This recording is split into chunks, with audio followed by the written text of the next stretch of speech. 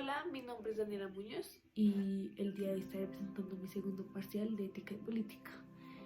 Sorprendentemente me gustó un poco más este formato para poder responder las preguntas y expresar un poco mis pensamientos, mis conocimientos. Entonces, bueno, vamos a empezar con la primera pregunta.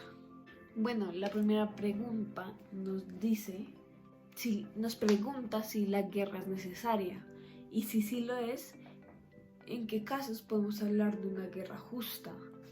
Siento que es necesario aclarar algunos puntos. Primero, este juicio de necesidad no es algo que las personas puedan hacer a la hora de entrar en un conflicto. Ahí ya se remontaría un poco a fe y a patriotismo, pero a necesidad un poco subjetiva. Eso es tarea de los historiadores, ya que las perspectivas, las interpretaciones cambian respecto al tiempo. Es algo que nosotros en el momento al entrar en un conflicto no podemos estar en la capacidad de emitir como este juicio de la necesidad. Pero pues también al hablar de necesidad nos podíamos remitir a un concepto sumamente arraigado a la naturaleza humana, a sobrevivir, a preservar, hasta preservar tus intereses individuales, la preservación del de un imperio. Eso en ese momento era una necesidad para sobrevivir. Y como que nos remitimos a una idea de guerra donde tú luchas por la victoria, pero muchas veces es o te sometes o te derrotan. Entonces acá estamos hablando de conceptos sumamente peligrosos y necesarios para la supervivencia tanto de un estado como de las personas como individuales.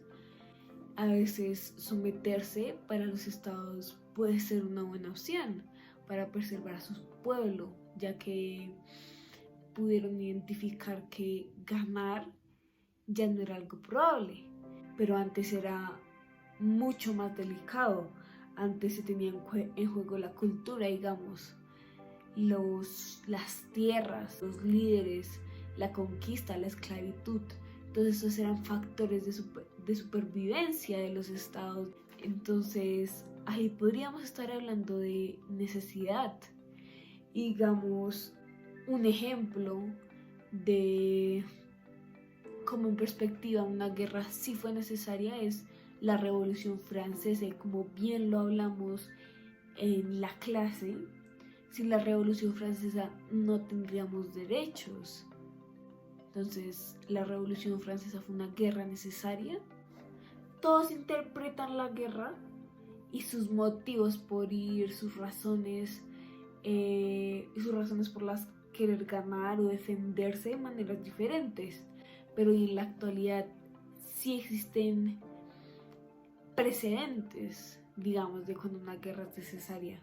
En la actualidad solo hay una forma, según el derecho internacional humanitario, de guerra legítima, y es la defensa de la soberanía, del territorio, de la libertad. Bueno, y ya cuando hablamos de justicia, según la lectura de Kelsen, pues primero, ¿qué es la justicia? ¿Y por qué una guerra puede ser justa? Para Kelsen, como el primer concepto que nos da justicia es como alcanzar la felicidad individual, y eso tiene un carácter demasiado subjetivo. Y él nos dice que ningún orden social va a poder alcanzar que cada uno va a poder satisfacer a cada uno de sus individuos, pero lo que sí puede hacer es conseguir una felicidad colectiva. Esto sí tiene un carácter mucho más objetivo y lo puede hasta reconocer la autoridad, el Estado, que es esta felicidad. Pero acá podemos empezar a cuestionarnos sobre qué pasa con los conflictos de interés. Nosotros como seres humanos siempre buscamos una justicia absoluta, algo que nos diga cómo actuar. Una común moralidad que en pocas palabras se traduce a una ética, a lo que debemos y no debemos hacer mal. Y bueno, ¿cuándo urge moralmente hacer la guerra? La guerra urge cuando se tienen valores en juego. La violación de derechos humanos y de la dignidad humana son razones por las que moralmente está correcto hacer la guerra. Defender estos valores en común podría ser una razón ética y justa por la cual entrar a una guerra, ya que moralmente se necesita ganar. También podemos hablar de cómo hacer la guerra justa, y acá nos puede ayudar mucho el derecho internacional humanitario, que nos trae principios como el principio de la proporcionalidad y a la no reciprocidad, que nos pueden guiar un poco en lo que está mal hacer en una guerra y lo que está bien hacer en una guerra. Lo que busca es disminuir el daño y, digamos, hablando en términos de proporcionalidad, que tus fines no sean desproporcionales con tus medios. En definitiva, sí se podría hablar de una guerra justa. La segunda pregunta nos dice que cuáles son las formas para acabar una guerra. Existen 3 formas legítimas de acabar una guerra. Uno es la victoria total, el segundo es la rendición incondicional y el tercero es por medio de acuerdos.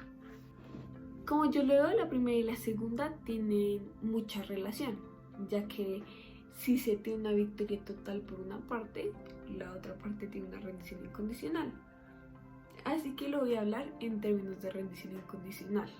Se busca así una concepción como del todo o nada, pero igual en el sistema internacional esta rendición incondicional no existe, ya que siempre va a estar condicionada, pues debido también a que no puede pasar por encima de la ley, derechos humanos, libertad, bueno, entre muchas otras cosas.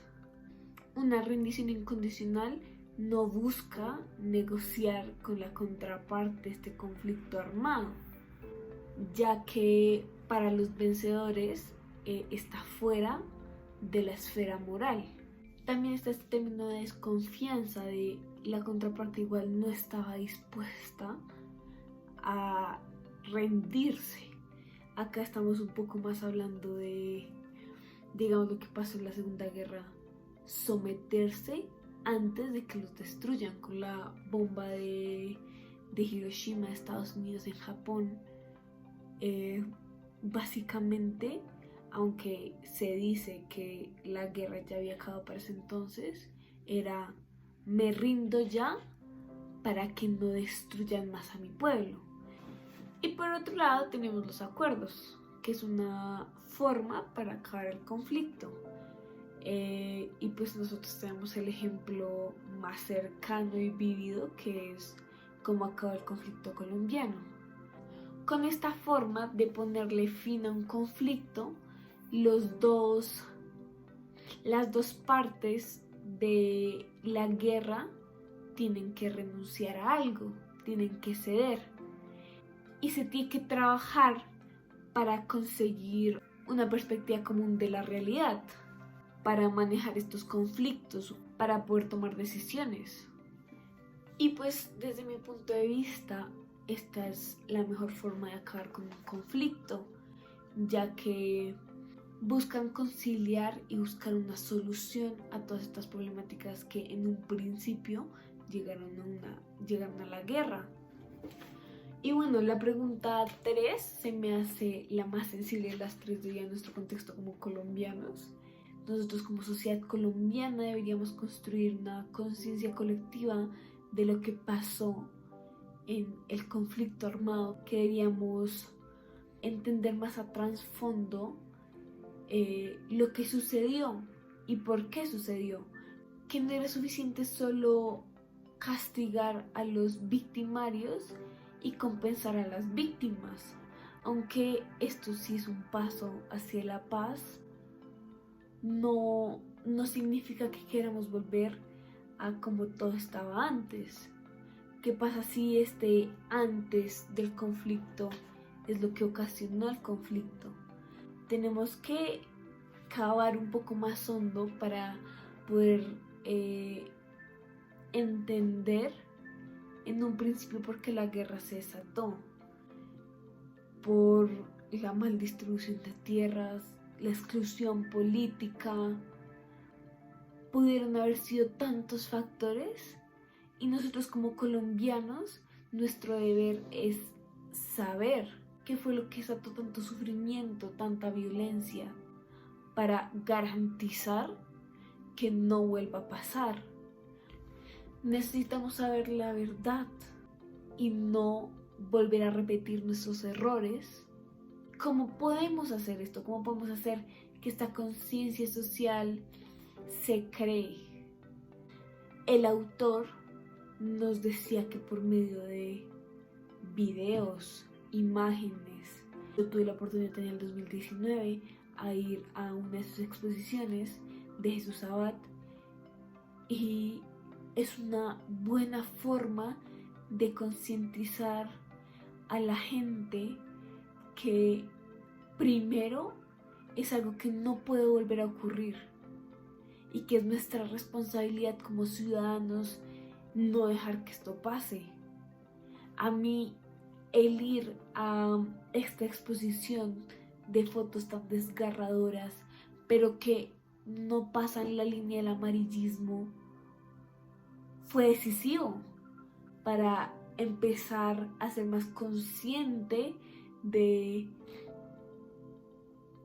sufrimiento de las personas, empezar a ser más consciente también de las razones por las que el conflicto en un principio comenzó.